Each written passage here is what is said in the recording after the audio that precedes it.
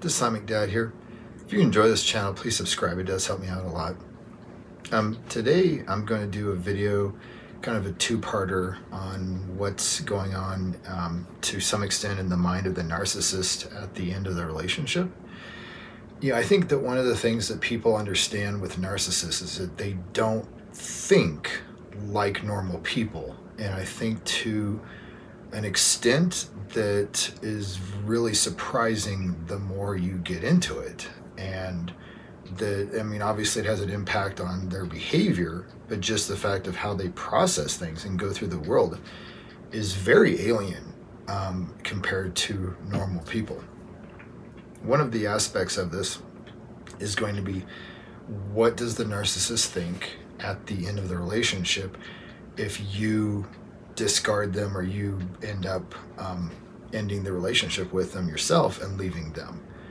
At that point, they're immediately going to think, okay, you are leaving me for someone else, and you are leaving me for someone you've been basically having an affair with behind my back. Definitely emotional, possibly even sexual, but that's the only possibility of why you would ever leave me, is if you're leaving me for someone who you think is better than me. And again, like, you could just be leaving them because the relationship is toxic or maybe even abusive, and you've reached a point where you're just like, no, this isn't safe for me to be in this relationship anymore. I'm just leaving. Or maybe you got a job offer and you're moving cross country. It could literally be 100 different reasons, but the narcissist is going to basically think you're lying, and that the reason is that you're secretly seeing someone behind their back and that you're leaving them because you think this other person's better. And again, it's very telling, because that is exactly how the narcissist thinks and acts and how they process relationships. And so in their very stupid, immature fashion, like a 4-year-old child, they just think, oh, well, if this is what I would do, then that must be the reason for them to do the same thing. And so no other reasons are even possible to the mind of the narcissist. So kind of going along that is the aspect of the discard, and kind of where the narcissist considers you versus the person that they've been having the emotional affair with, and who they're putting aside to quickly leap to after they discard you. And going back to like when you first met the narcissist, and especially started the love bombing and stuff, I would say the narcissist would put you here, and they just completely idealized you, and you were for all intents and purposes perfect. That is where the narcissist put you. Then at that very critical moment where you are accepting of the relationship, you understand that it's real, and that you're in it, and that this is where you are at this point in your life, etc.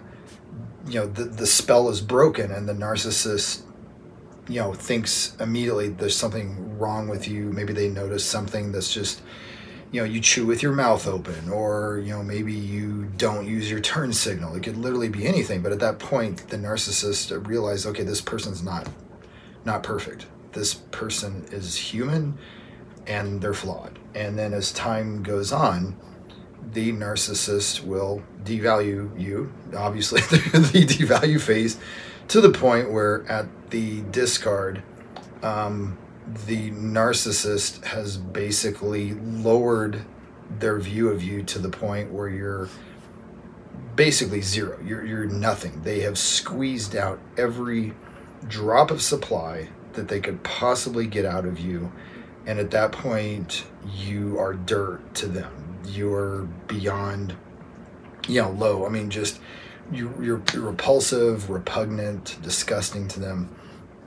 And then, ironically, they have their, their other person, which they're having the emotional affair with, possibly sexual affair, that they're going to quickly jump to, the moment they discard you.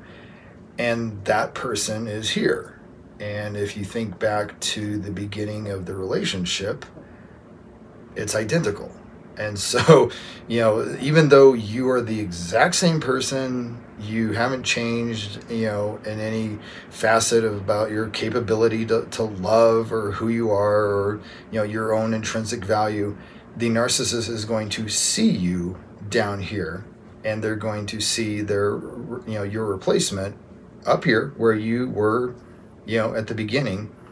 And then the narcissist is going to think, okay, I'm making an upgrade. And that's the thing that I'm trying to convey with this, is that the reason the narcissist thinks that they're making an upgrade is not because of who you are in any fashion. You could very well be 10 times better than the person that they're going to, go to after the discard. But the point is that in the narcissist's mind, they've devalued you to that point where anyone, literally anyone at that point, is going to be an upgrade in the mind of the narcissist. And so again, when the discard happens, and the question might arise, like, okay, well, what does the narcissist think of me post discard? And I know that there's like the issue of either like, deadening, ghosting, no contact, or, hoovering.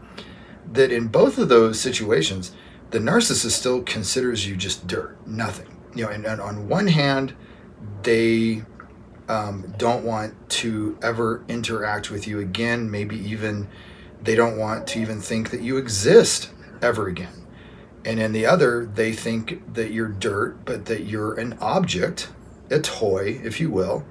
And even though they're done playing with you, they don't want to get rid of you. So they kind of put you on the shelf so that when they get bored or the mood hits them, they can go over and hoover you and, to them, take that toy off the shelf, play with it for a little bit, and then be like, okay, it's still there. And then put that toy back on the shelf and go leave and go off with their new supply. But in both cases, whether they're a hoover or not, they still just consider you, at zero as far as your value to them. Because you are not giving them any new supply, anything they haven't just squeezed out of you already, they don't view you as having any value at all. So, and again, the irony is that you are literally where their new partner is, or, again, objectively, you might be 10 times better than their new partner. Their new partner could be someone with, drug addictions, felonies, every, alphabet of the DSM as far as mental illnesses, and just be a horrible person, but they're new. And so to the narcissist, that's all it takes. So, hopefully this video has been helpful, and as always, if not, at least entertaining. Thanks.